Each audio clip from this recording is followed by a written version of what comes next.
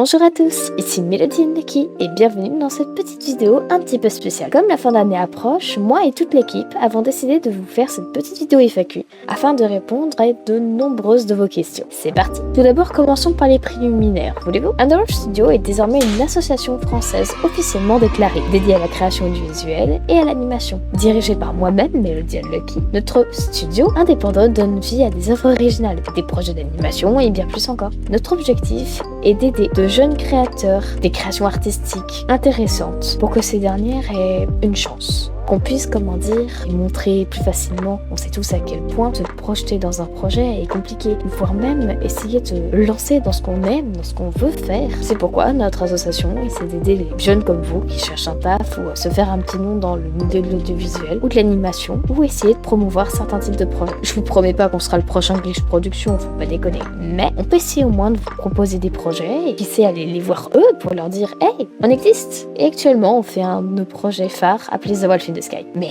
c'est quoi The Wolf in the Sky? Et de quoi ça parle? The Wolf in the Sky est une série d'animation qui raconte l'histoire de Luna, une jeune Neko née dans le célèbre laboratoire Ayana Entreprise, prenant sous son aile d'autres expériences et endossant un rôle de mère adoptive pour chacun d'entre eux. Elle se démène pour les protéger coûte que coûte, mais cela ne va pas être une tâche de tout repos. Cette série est notre série phare, la série sur laquelle on s'accorde le plus de temps, parce qu'on a envie qu'elle marche. Mais tout d'abord, comment est né le projet? The Wolf in the Sky a été créé à partir d'une fanfiction. Je vous explique, tout a commencé avec ma meilleure amie d'enfance quand j'étais au collège. Cette dernière avait créé sa propre série d'animation parce qu'elle était une grande fan d'Undertale, mais surtout des séries Glitch Tale et Underverse. Elle rêvait de pouvoir faire sa propre série. Et elle l'a fait. Elle a commencé à faire 2-3 épisodes qui étaient un plus ou moins réussis pour certains. Et elle avait proposé à ses amis de l'époque d'avoir son personnage dans la série. Et c'est ainsi qu'a été créée Luna. Au début, Luna devait être une amie de passage, un personnage dont Tuka ne reconnaîtrait pas. Et oui, c'est de là d'où vient le personnage de Tuka. Sans ce personnage, The Wolf in the Sky n'existerait tout simplement pas. Et du coup, ce qui s'est passé de fil en aiguille, ce projet qui de base partait de ma meilleure amie d'enfance, s'est développé. Et moi, je voulais développer le personnage dans son univers. Et j'ai tellement développé que je me suis rendu compte que j'étais un petit peu en train de prendre toute la place. Du coup, je me suis dit, go créer mon propre truc. Je le fais de mon côté, elle fait son truc de son côté, et après, boum, nos deux histoires se rejoignent. Mais au final, elle a décidé d'abandonner. Et moi, j'ai pas lâché l'affaire. J'ai voulu continuer. J'ai fait ça sous forme de petite BD. Mais je trouvais ça triste. Triste que cette série, elle ait jamais abouti. Enfin, je parle de celle de mon amie d'enfance. Et je me suis accrochée en disant que je vais réaliser son rêve, mais avec mon projet à moi. Et me dire que ce petit projet d'enfant de l'époque sera pas juste un projet d'enfant de l'époque. Ce sera un vrai truc. Et du coup, The Wolf in the Sky a été développé. Au départ, ça partait d'Undertale, puis après, il y a eu des mélanges de plein d'autres séries intéressantes.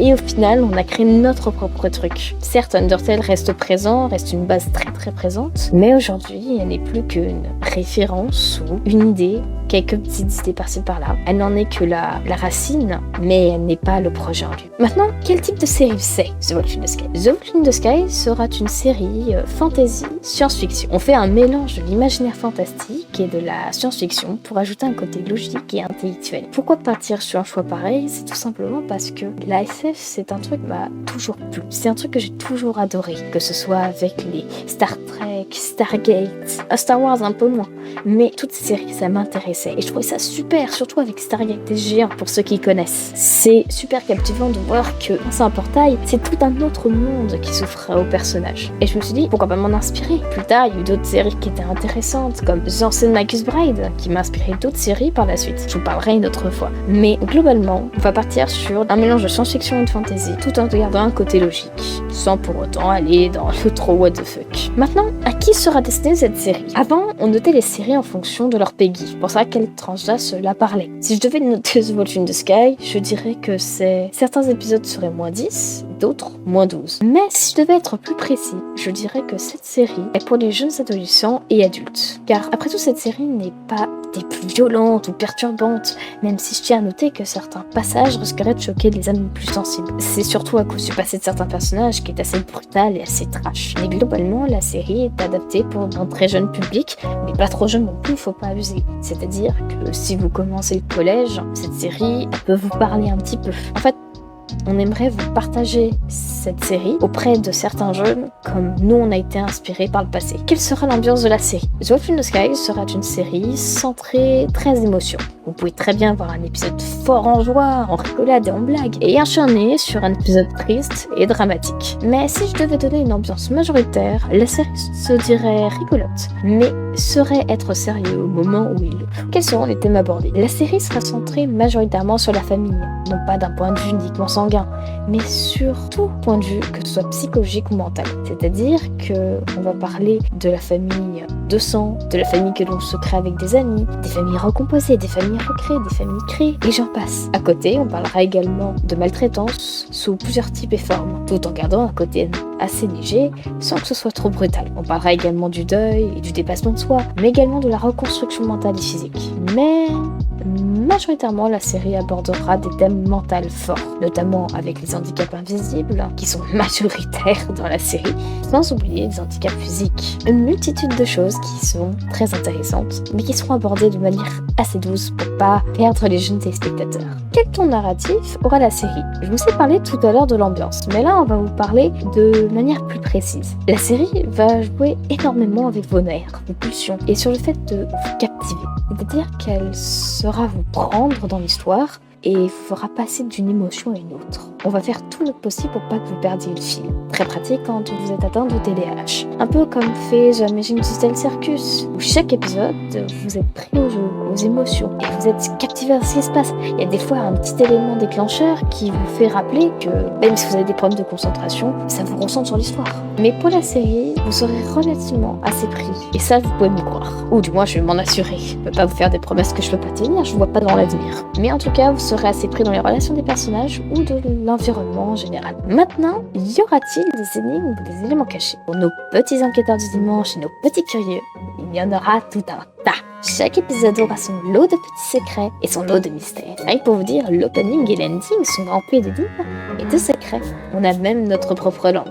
Rien de tel pour ravir les petits curieux qui voudraient tout savoir. Dans quel décor se passera l'histoire? L'histoire va se passer dans plusieurs endroits, majoritairement en extérieur. Vous pourrez voir des paysages magnifiques, semblables à ce que l'on peut voir dans des Ghibli. Mais sans trop demander, parce que ce genre de choses, ça demande extrêmement de travail et on tient à la santé de nos animateurs. Vous pouvez très bien assister à des décors classiques de montagne, tout comme des intérieurs volcaniques, ou des laboratoires, ou des hôpitaux désaffectés, et puis passer sur un magnifique château et vous retrouver ensuite dans un petit village de campagne ou une grosse ville. En tout cas, cela promet beaucoup de décors différents. Quelles sont les inspirations de la série? On vous a parlé tout à l'heure de Undertale, qui est une inspiration majeure, mais elle n'est pas la seule. Pour la série, on s'est inspiré de The Ancient Bride, SCP, One Piece, Detective Conan, pour les plus connaisseurs, Warframe, et j'en passe. Rien que pour l'ending de The Wolf in the Sky, pour les petits curieux qui l'auraient remarqué, on s'est inspiré de Warframe, notamment avec la marche du loup. En tout cas, que ce soit de l'animation, l'écriture ou les décors, on a tout un tas d'aspirations tous intéressantes et tous sortes du loup. Y aura-t-il des chansons ou des passages musicaux? La série aura des passages chantés, pas de manière comédie musicale, je vous rassure, mais il y aura beaucoup de musiques qui seront diégétiques, c'est-à-dire qu'elles seront entendues, dites et faites par les personnages, tout comme vous les entendrez. Je vous rassure, les OST seront disponibles à la fin des épisodes, histoire que vous profitiez un max. Mais après, on fera pas non plus comme du Spin Hotel ou autre, hein. Rassurez-vous. Maintenant, parlons format, production. Combien de saisons ou d'épisodes? On peut pas vous promettre un nombre précis d'épisodes pour le moment. On n'est qu'au début. Mais ce qui est sûr, c'est que la série se tiendra en 3 saisons. Combien de temps dureront les épisodes? Les épisodes dureront un temps moyen d'un animé, c'est-à-dire environ 25 à 28 minutes. Après, pour le pilote, attendez-vous à avoir une durée un peu plus longue, après sur du 45 minutes. Mais chaque début d'épisode de première série est souvent un peu plus long que l'autre ou autre, ça varie. Maintenant, parlons bien. Est-ce qu'un casting sera prévu? Pour nos adorateurs de doublage, oui, un casting est prévu. Et il y aura même un casting pour le personnage principal. Vous aurez bientôt des communications, mais pour l'instant, soyez un peu patients. De plus, ce projet est à titre professionnel. Par conséquent, ce sera 3 fois plus intéressant pour vos CV si vous souhaitez vous professionnaliser. Mais ne vous attendez pas à beaucoup de choses. Ce projet est encore purement simplement bénévole parce qu'on essaye de le faire partager ou autre. On n'a pas encore les moyens de vous rémunérer ou autre. Mais cela ne retirera pas l'expérience professionnelle que vous y gagnerez en participant. Après tout, professionnel ne rime pas forcément avec rémunération. Regardez un peu ces pauvres stagiaires. Néanmoins, les expériences gagnées resteront exactement les mêmes. De plus, il y aura même une signature de contrat spécifiquement pour, que ce soit pour vous protéger ou nous protéger, juridiquement parlant. Dans quelle langue sera doublée la série? La série sera d'abord doublée en plusieurs langues, mais surtout en français et en anglais.